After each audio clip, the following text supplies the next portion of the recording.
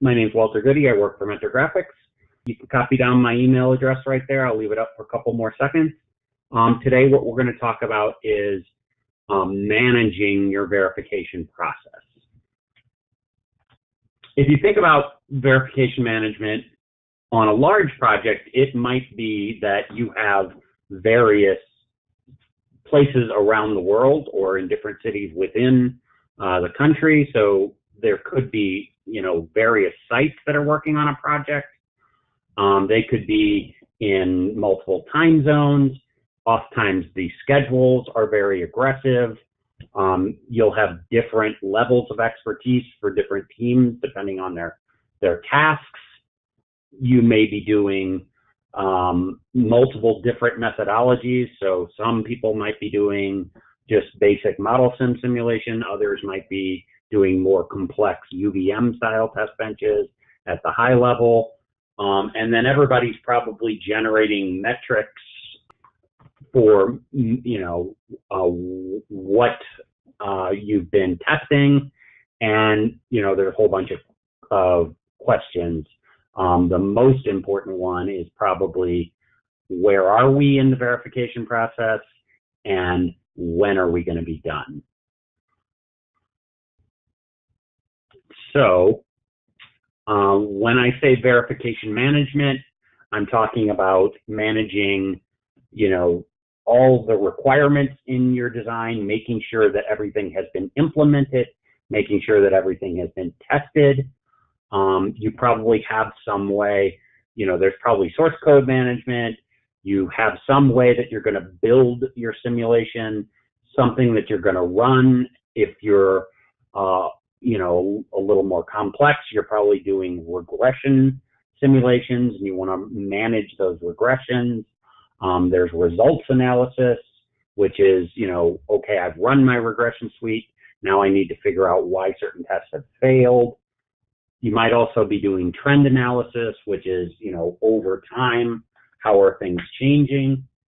And so, all of these questions kind of come up in the world. So for requirements management, we have a tool called RecTracer.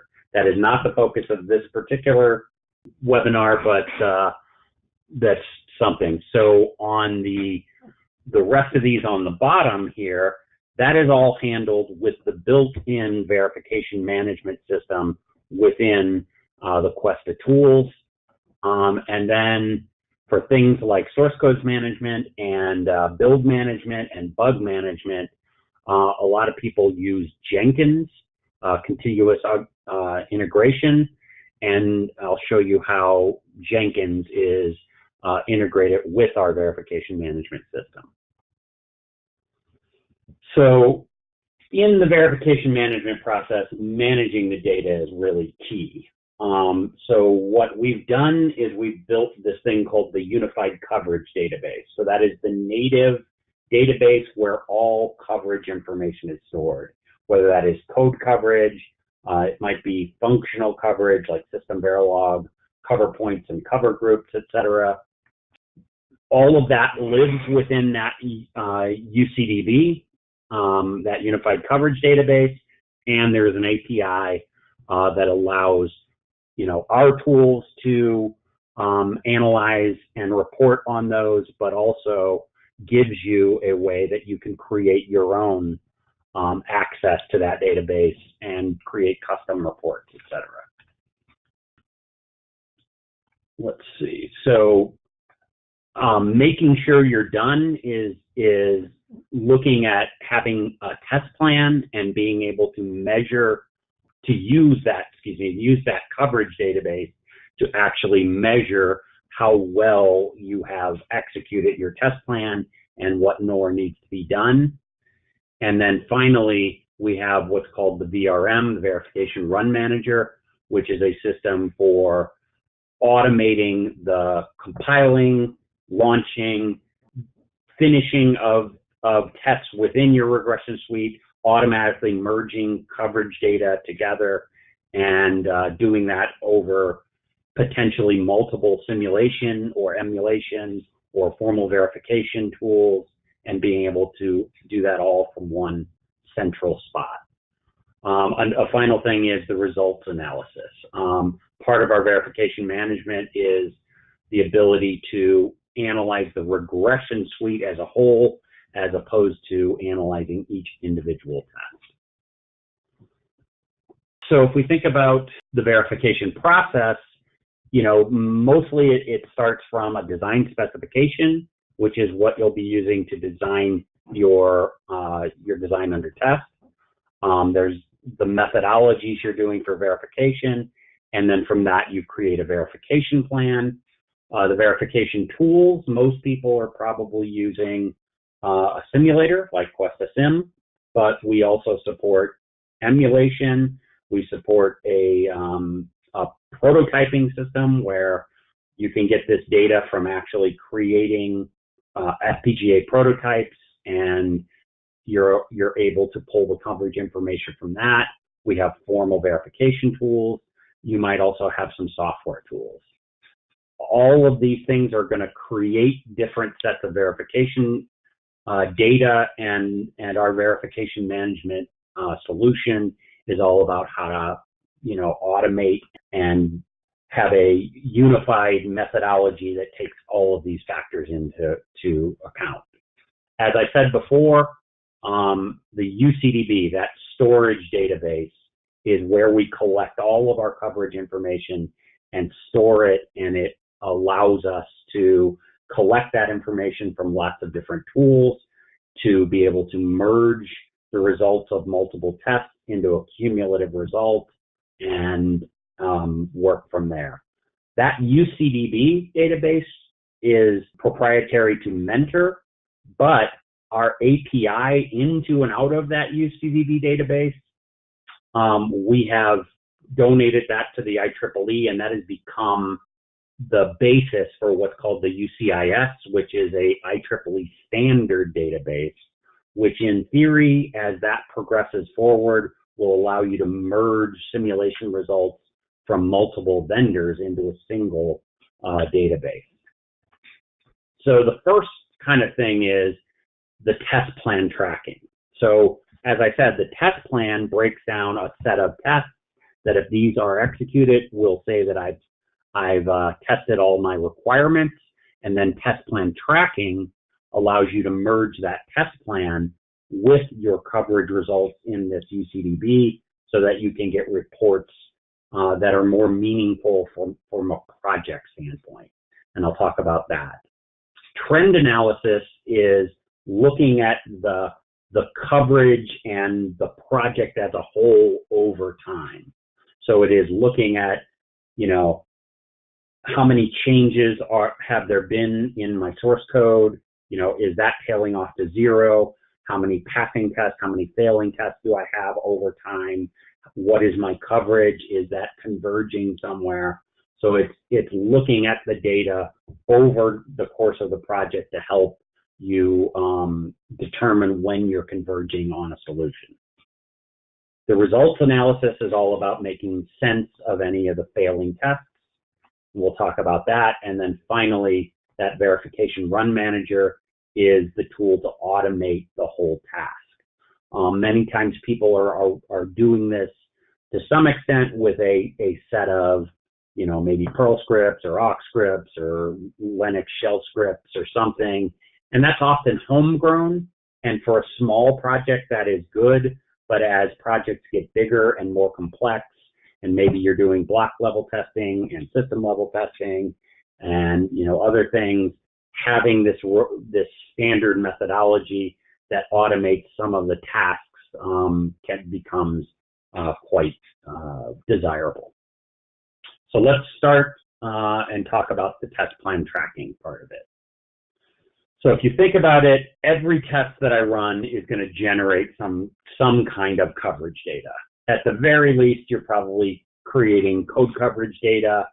And then if you have a directed test, you have a pass-fail on that test.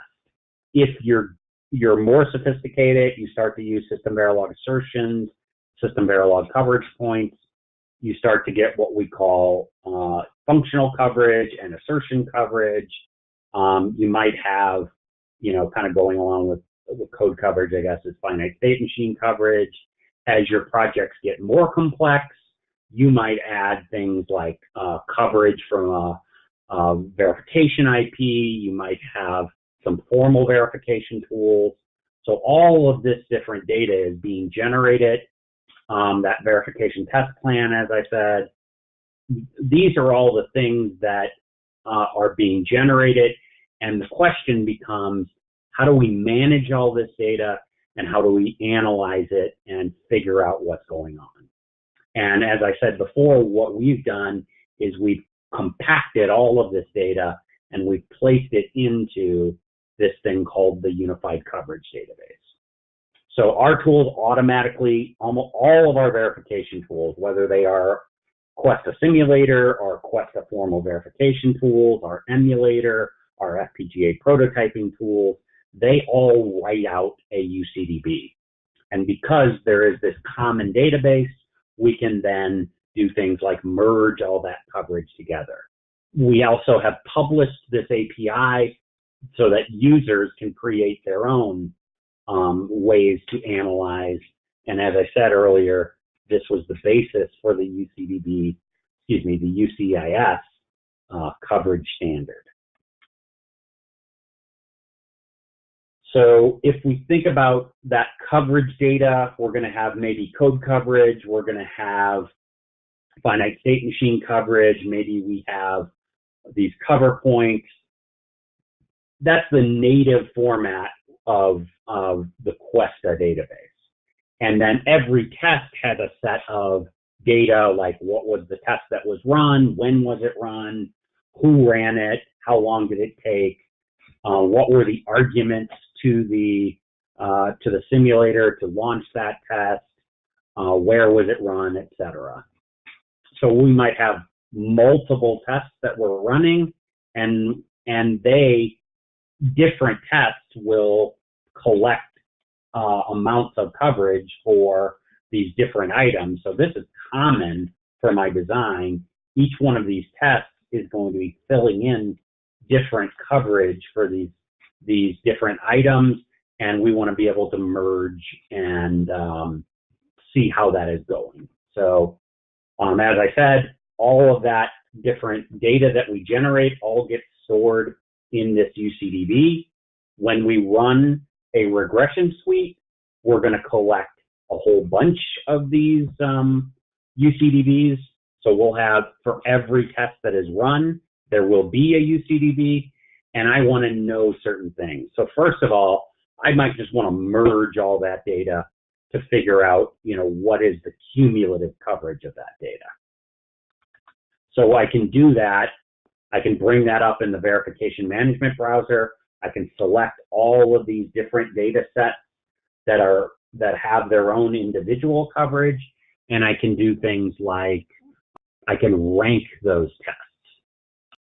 So if I rank those tests, what it does is it says, okay, what is the cumulative coverage, and then what has each one of these tests contributed to that coverage.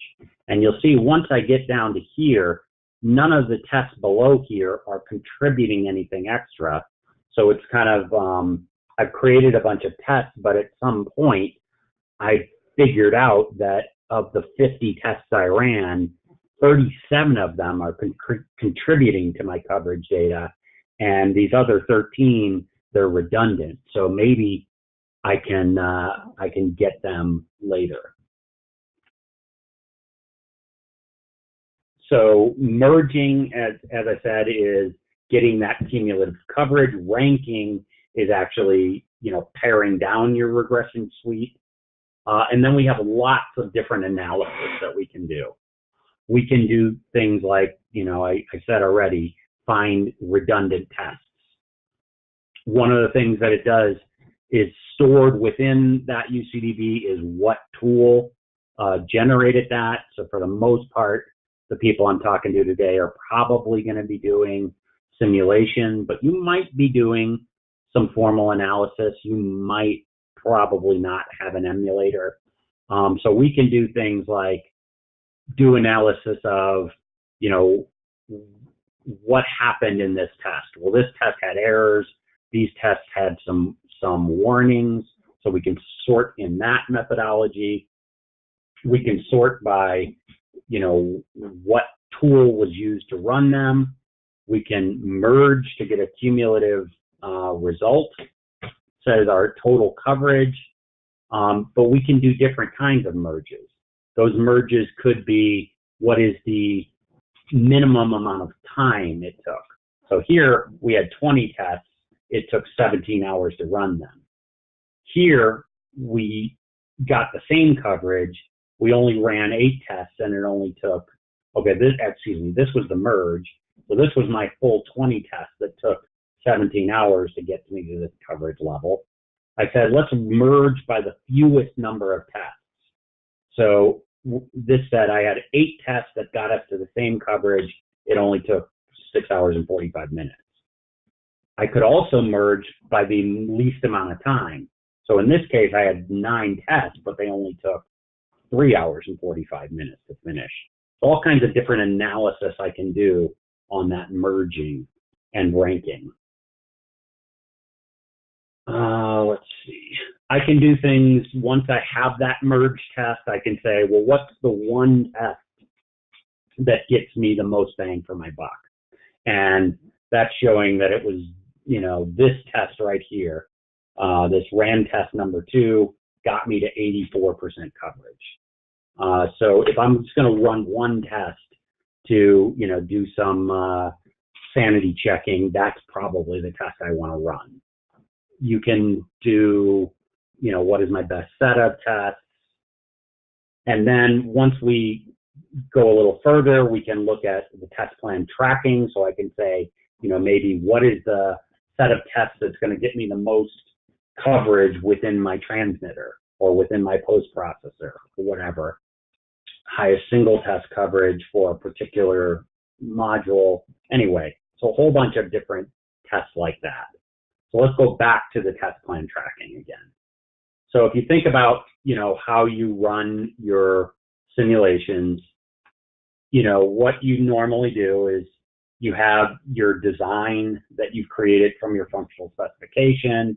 You broke that functional specification down into a test plan and created some test bench, and then you use some verification engine.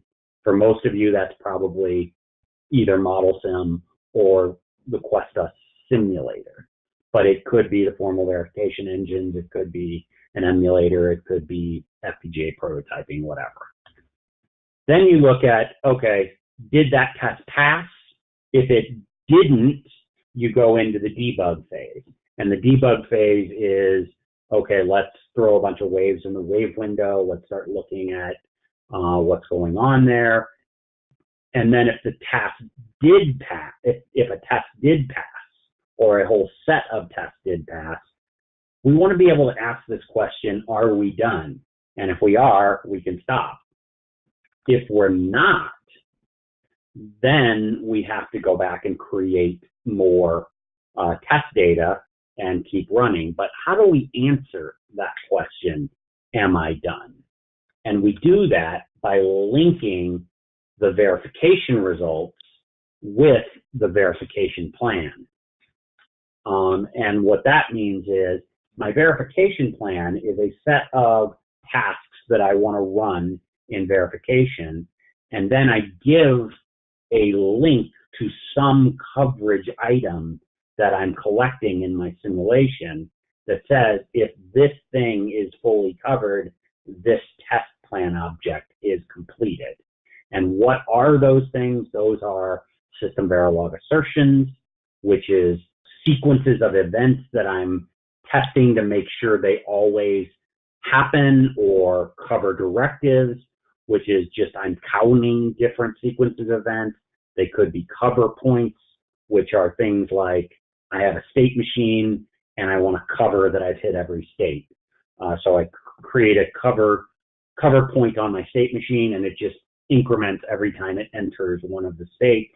And at the end of the test, I can look and say, have I hit all my states? Or you could have state transitions as a cover point. You could have, address banks. If you have a bus that has 10 different operations, you could create a cover point on the operations of that bus. So that's data coverage. And then I'm creating that linkage between my test plan objects and those measurable cover things, and that allows me to track how I am doing versus my test plan.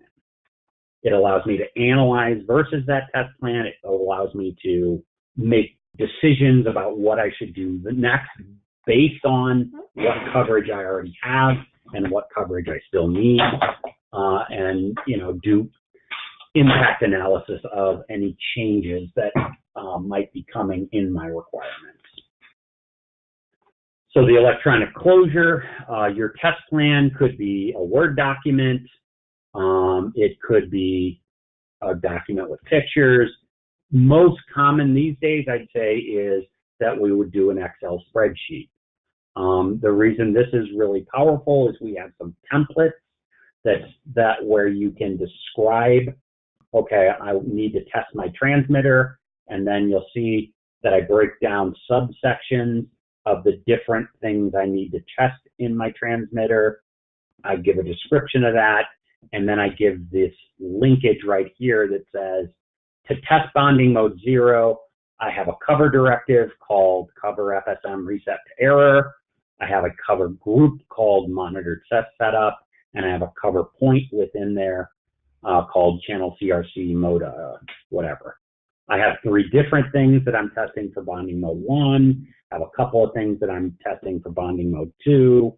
So I set up that linkage in that test plan, and then what happens is we turn that spreadsheet, we'll turn that into an XML representation of that, which we can then import and merge with our test data. And so what ends up happening is I create this test plan that has all that info in there. I run a whole set of tests, which that set of tests turns into a bunch of individual UCDBs for each of those tests. I run maybe merging or ranking and figure out what the minimal set of tests is. I get that merged data from those tests, and then I merge that with my test plan. I import that test plan, and what comes out then is, instead of a graph showing, all those test points, which really don't mean anything to a project manager, I get to look at, okay, my transmitter is currently 43% tested, and that's because bonding mode 0 is 0% tested, bonding mode 1 is 0% tested, bonding mode 2 is 50%, and so I add that up, and these things accumulate up into, how well tested is my transmitter. As you look down, you can see, like right here, this frame generation as part of it is 58% tested, and that's because of these 3 objects that are linked right here. One of them is 75, one of them is 25, one of them is 75. So, that gets averaged up to here, and you just get this cumulative add up of your test plan. So it allows you to look at where your coverage is based on the things you're measuring in your simulation, but look at it from a project point of view. So let's look a little deeper into one of these test plans. Right here we see, I've got this section column, and in that section column, what I do is I'll say, section 1 is I test my transmitter. And so then I've got a breakdown of about, I don't know, 6 or 7 objects here. Looks like I've got some things that are hidden. But, for each one of those, I give a description. I give the linkage to what coverage object will tell me whether this has been fully tested. And I do that for each one of those. And then everything within section 1 will flow back up to my transmitter coverage. I'll have another section maybe for my receiver coverage. I got a section for code coverage. I've got a section for all these different objects. The linkage, as I said, I give the linkage name, what type of thing that is. So these are cover directives. This is a cover point.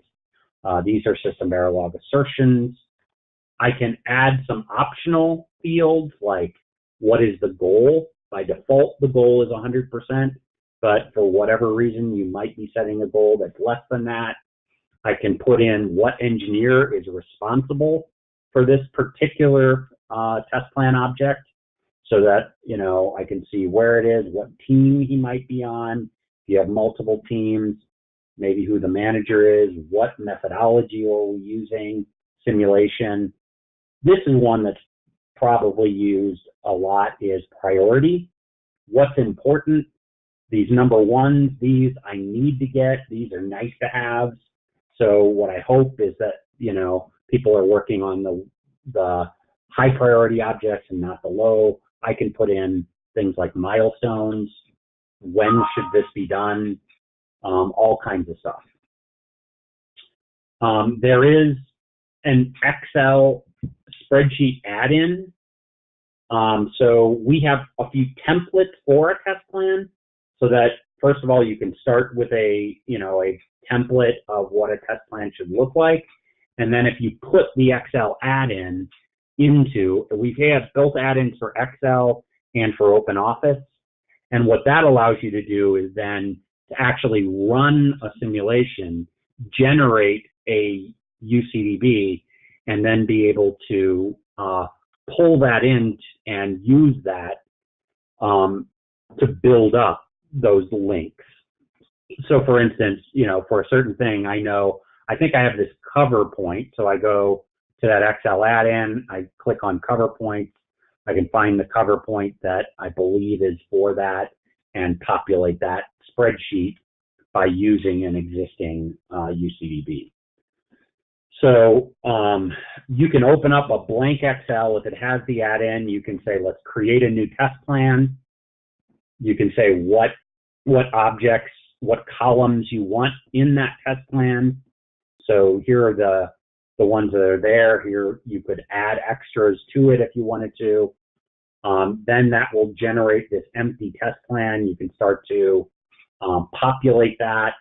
You can pull in the UCDB and start to look at that. This is saying that in the test plan, I have things in there that don't match. Like I have section numbers that's saying all the things that I have. For instance, like it's saying that I have these 5 objects that I have not linked within my test plan yet. Once I've done all that linkage, I can export that test plan. And what ends up happening is that exports as a test plan that just has the linkage. It has no coverage information, has no sim time or anything like that. But then I can grab my merge database and merge it with that test plan, and then I'll get out the results that are the merged test plan that I'm looking for. So then once I grab that, then you'll see I have this thing that is each one of those sections from my test plan. If you delve down far enough, you'll see each of those subsections in there and the objects that I've linked. And then each section is set up so that all the coverage of those objects rolls up to the coverage of that. Each of these subsections rolls up to tell me that right now my transmitter is not doing so good. I'm only at 36%, 37% coverage on my transmitter. My preprocessor, on the other hand, I'm at 87% coverage. And I can drill down into each one of those things and figure out, you know, why my coverage isn't where I need it to be. In this case, you know, I can look and say, looks like Darren might need some help. He's only at 37%. Maybe Alan is, you know, finishing up his his preprocessor section. So maybe I can reallocate Alan to, you know, start writing a few more tests to get that transmitter section up and running. So that can guide project managers on where to spend resources. And then, as I said, I can look at things like, what test is giving me the most coverage. I can do all kinds of other filtering. Maybe I want to filter on the number one priority things. So in this case, whoops, I had 33% coverage, and I've got a bunch of different objects with different priority. So now I've filtered on just the number one priority things. I can filter by second order priority, and in this case, it looks pretty sad that I'm only at 33% of my number one priority, and I'm at 71% on the nice to have things. So I need to reallocate and really concentrate on those one priority things. I can filter, as I said, by engineer. This is what always makes the engineers nervous when I start saying this, is because I can say things like, well, Darren, he's only 47% done with his stuff, and Alan is 71% done. So engineers get kind of nervous when it's for this, but it's, like I said, it is for the project manager to then be able to reallocate resources to, cover some of the gaps.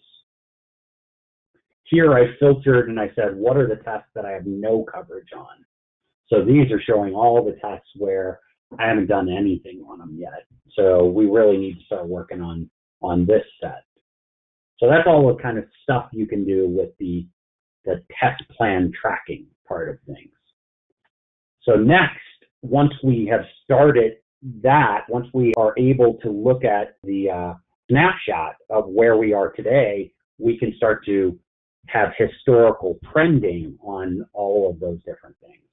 So trend analysis is the ability to identify, is the project converging on a solution? So it uses historical data, and it will plot graphs on where we are.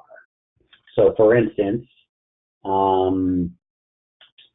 I might run a test, every day of the week, and every day of the week I'm running my regression suite, I'm merging it, I'm getting the data, and then I can merge that into a trend graph.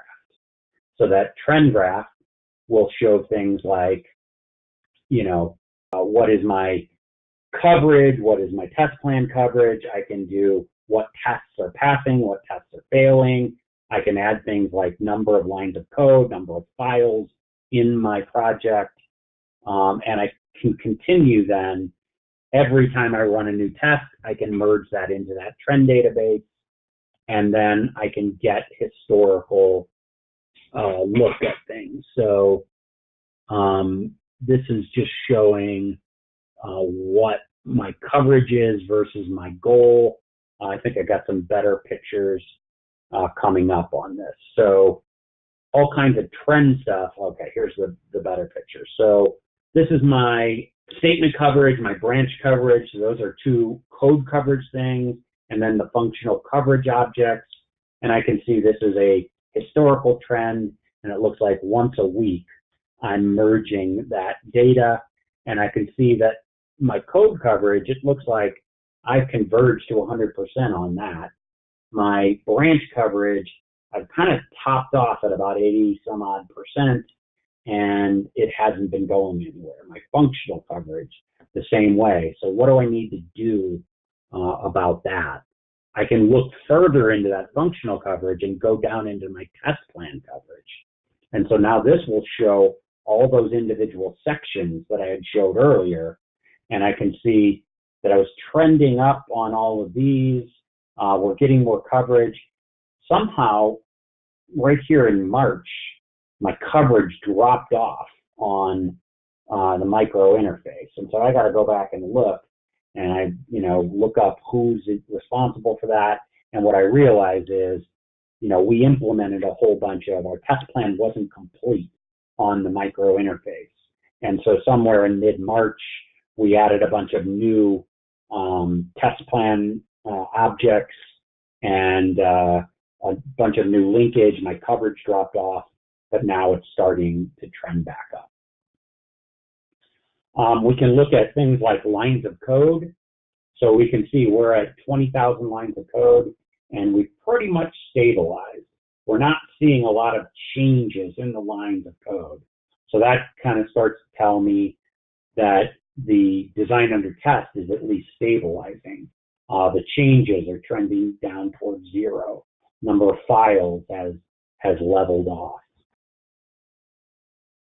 Tests that are passing, we've pretty much come to total number of tests, and all of them are passing. Our failing tests have trailed off to 0. But if I look back over here at my coverage, I realize I still obviously need to write a few more tests because I got to get these coverage numbers up to 100%. So that's the kind of thing that you get from the trend analysis. The next section is about the results analysis. And what results analysis says is let's look at and let's debug not each individual test, but let's debug our regression suite as a whole.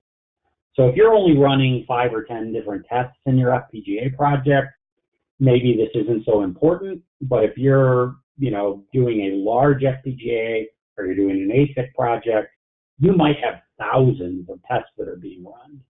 And if you run that regression suite and you get 300 tests that fail, it's going to take a long time to individually go back and check each one of those 300 failing tests to figure out what was going on.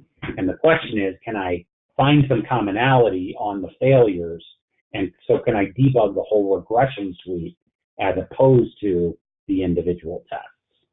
And that's what the results analysis is about, is that you take each of the individual tests.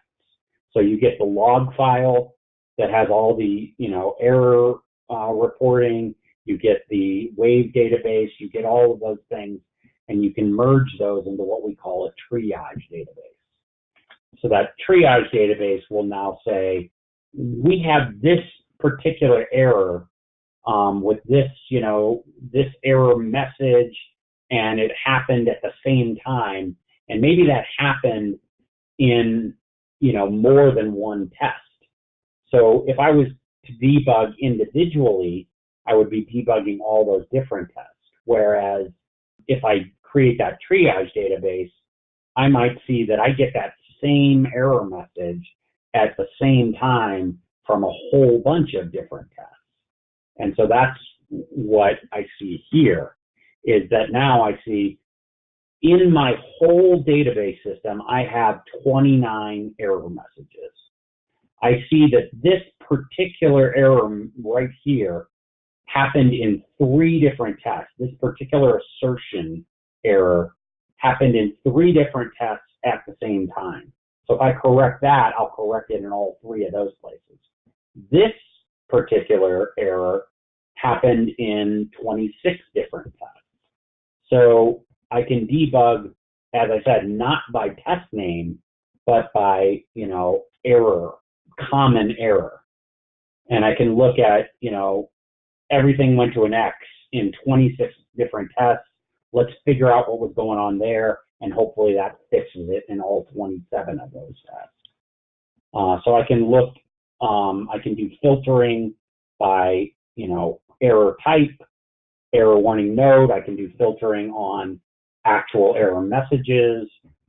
I can filter that it's like, okay, when did this error happen in, a different channel? Maybe I get this error message, but sometimes it's from channel A, sometimes it's from channel B. So let's filter down to all the times it happened in channel B. Let's fix that. So all kinds of different filtering in order to debug those error messages across my regression suite. And then the last section I'll talk about is the verification run manager. So what the verification run manager is it's a standardized method for creating and running your regression suite. So obviously you have to compile your code. So there's some script for compiling different code, and then maybe you have to compile different code for each test. If you're doing block level testing, you need to have some sort of way to build and launch that test on different blocks. If you're doing chip level testing, you'll have a build for my chip level test. Maybe here, then these are the running of the tests. What tests am I going to run at the block level? What tests are directed tests at the system level? What tests are constrained random UVM tests at the system level? So you kind of set up, how do I do the initial compile of libraries? How do I do a build for these different tests? What tests am I going to run? How do I merge block level testing with my system level testing? If I have a failure and I've been running in regression mode, I can set up so that any test that fails in regression mode will automatically kick off and rerun, but it will collect all of the wave data so I can analyze what went wrong. So you can set all of this up with the standardized verification run manager, and that will then, automate a lot of the tasks like merging the results, collecting how long it took to run things, setting up those trend databases for doing, and those triage databases. So all of this can be set up within the verification run manager. So typical regression flows are a lot of homegrown scripts. Those could be Tcl scripts, they could be Perl scripts, awk scripts, Linux scripts, whatever. And, for a simpler test bench, that can be okay. But as things get more and more complex, you're missing a lot of opportunities to automate things. By using the verification run manager, you can have a faster execution of all those tests. You can, automate the merging, and you're using the right tool to get things done.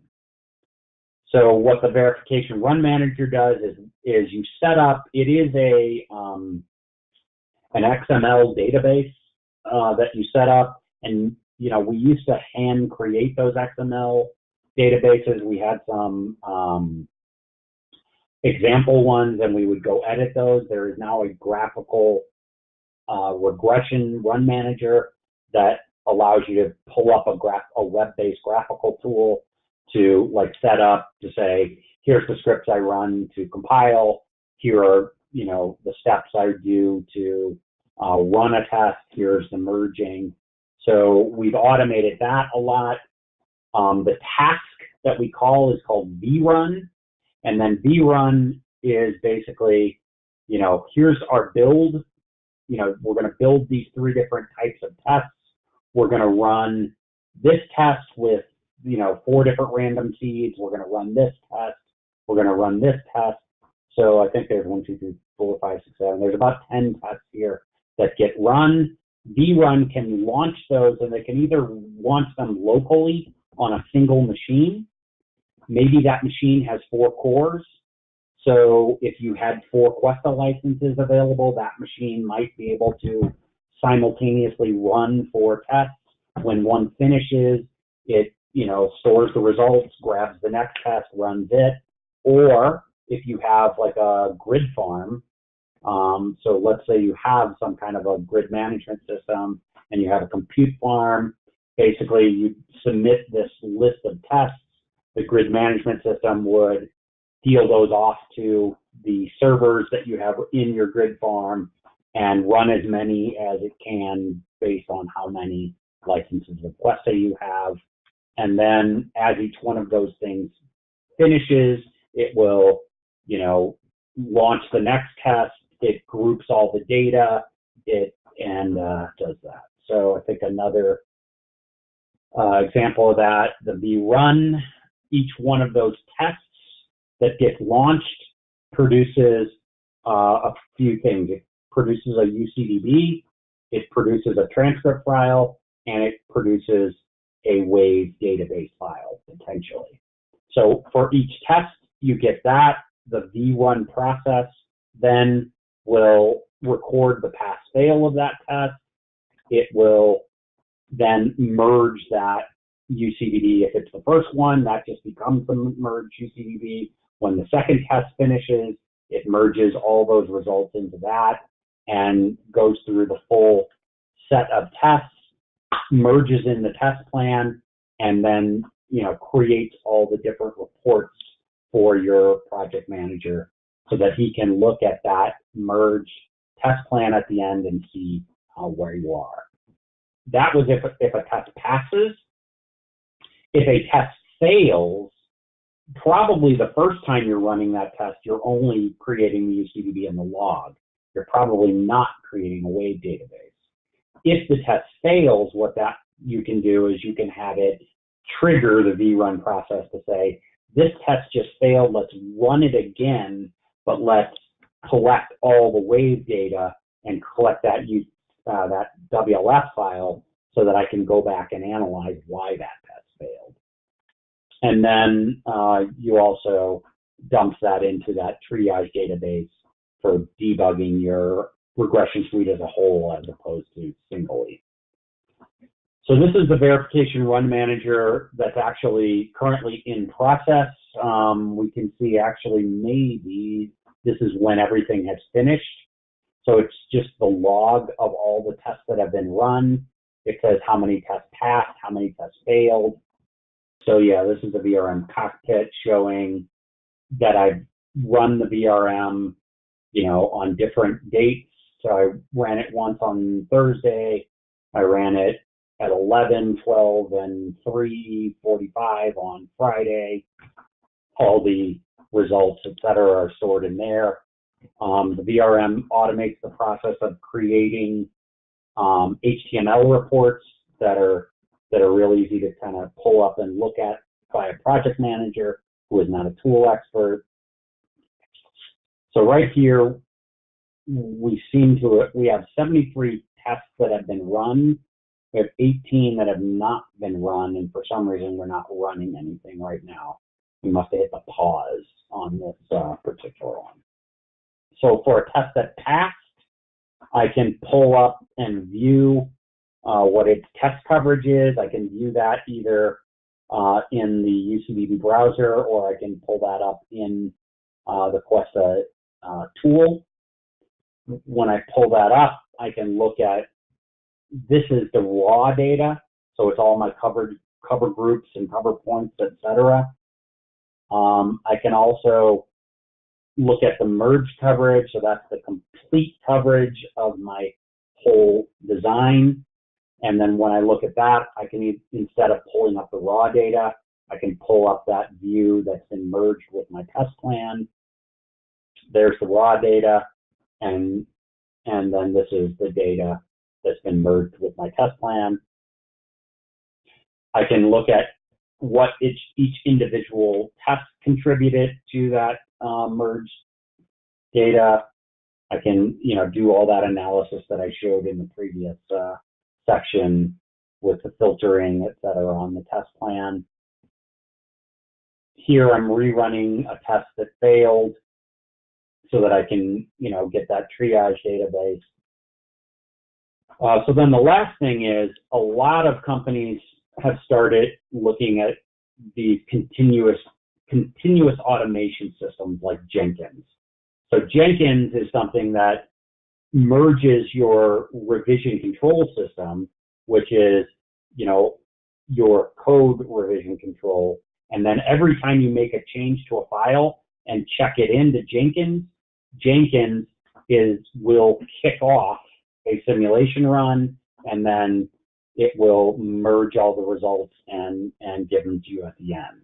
So basically, what happens is, when I check out a file from my system, I make some changes.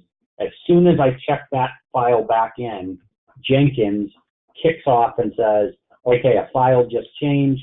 Let's kick off a regression run. That regression run runs to completion, and then those results are displayed through the Jenkins portal. And so we have a plugin to that Jenkins system that allows you to look at that project, and it automatically puts, certain things that you can say, I want to see within the Jenkins portal, I want you to show me the code coverage trends, the test trends, how many tests have passed, how many have failed. This is the build time trends. So you can configure that Jenkins portal with whatever report you want to show in that portal. And so that becomes kind of a link between that VRM and the Jenkins continuous automation. So if you want to learn more, I highly suggest going to the Verification Academy. So that's www.verificationacademy.com, or just search for Verification Academy on Google. You can hit I'm feeling lucky. That will be what comes up. And the Verification Academy is several things. It's an education website with a bunch of different webinars on verification topics. But one of the things that we did that I really like is we serialized all these verification courses, and we serialized them into about 10 to 15 minute chapters. And I think the reason that that is powerful is that, an hour, which is today's webinar, is about as much as most people can take to look at things online. If you put out an hour and a half webinar, a 3-hour webinar, nobody's going to complete that. So by serializing these things, we can track where you are. You can watch chapter 1 on Tuesday. You can come back on Thursday, watch chapter 2. You can come back at lunch on Friday, watch chapter 3. We've got a bunch of different courses. We have courses on basically just on FPGA trends. We have courses on, you're doing some basic FPGA simulation. How can I get more sophisticated, all the way up through, classes that'll teach you about the UVM and other things. There is also a forum where you can discuss topics on System Verilog, on UVM, lots of other topics, and then there is an online reference manual for the UVM methodology. So I highly suggest going to the Verification Academy. So in summary, our verification management system manages all the different dimensions, the process you're going to use, the data you're going to gather, and the tools used in your verification process. It provides a UCDB that is the central storage for all coverage information, the test plan tracking and linking that lets you look at things from a project point of view, the results analysis that lets you debug your regression suite as a whole, the trend analysis, which lets you look at your trending across time, and then the verification run manager that helps you automate the building and running of your regression system. So that is all part of the verification management package that comes standard in Questa Prime, and it is a optional add-on to Questa Core. So that's pretty much what I had to talk about today. There is my contact information if you guys would like to contact me for further information. I want to thank everybody for their time today. I know time is precious. Hopefully everything was informative and worthwhile, worth you spending an hour with me.